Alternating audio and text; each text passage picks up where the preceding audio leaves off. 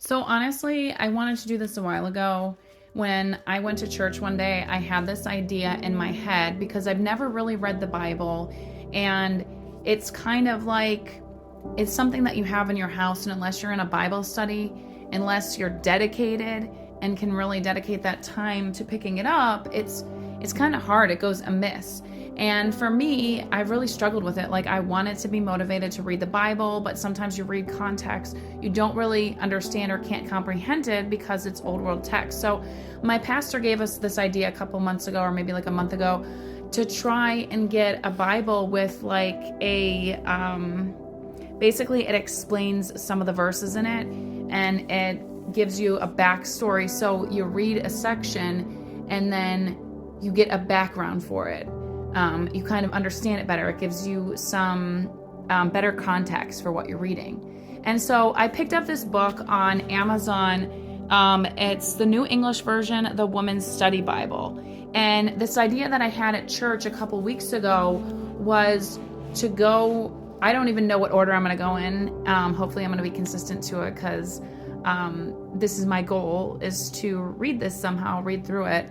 To go through and read sections and talk about it each week on my channel. And so this week, I think, I don't even know if there's a specific order or recommendation for how to go about doing this. So I'm just going to start out in the book of Genesis. And if you're new to the Bible or you're just new to Christianity in general, you can join in because it's great to get yourself introduced to it. And it's like pretty amazing. There's some incredible stories in here, of course, and just learning about Jesus and seeing how many things that you miss out on or how you can apply the Bible to your daily life is pretty interesting and informative and helpful. So I'm going to start out in the book of Genesis, like I said, and I'm just going to read like the first few verses. In the beginning, God created the heavens and earth. Now the earth was formless and empty. Darkness was over the surface of the deep, and the Spirit of God was hovering over the waters. And God said, "Let there be light," and there was light. God saw that the light was good, and he separated the light from the darkness. God called the light day, and the darkness he called night. And there was evening, and there was morning the first day. And God said, "Let there be a vault between the waters to separate water from water." So God made the vault and separated the water under the vault from the water above it. And it was so. God called the vault sky. And there was evening, and there was morning the second day. And God said, "Let the water under the sky be gathered to one place, and let dry ground appear." And it was so. God called the dry ground land, and the gathered waters he called seas.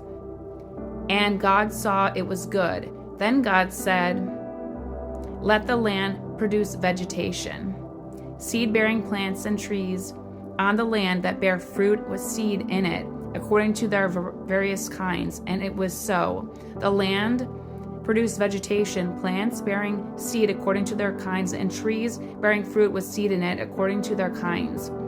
And God saw it was good, and there was evening, and there was morning, the third day. And God said, "Let there be lights in the vault of the sky to separate the day from the night, and let them serve as signs to mark sacred times and days and years. And let them be lights in the vault of the sky to give light on the earth."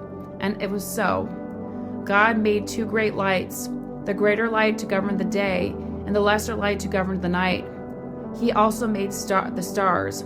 God set them in the vault of the sky to give light on the earth, to govern the day and the night, and to separate light from darkness. And God saw that it was good. And there was evening, and there was morning, the fourth day. And I'm going to end there right before verse 20. So, just to unpack this, the book of Genesis reveals the beginning of time with God's creations. And it's pretty vital to understand how the beginning began. And if you want to pick this book up and continue with me each week, this is the book. And it gives really good context and a great guide to start with. Hope you can join me.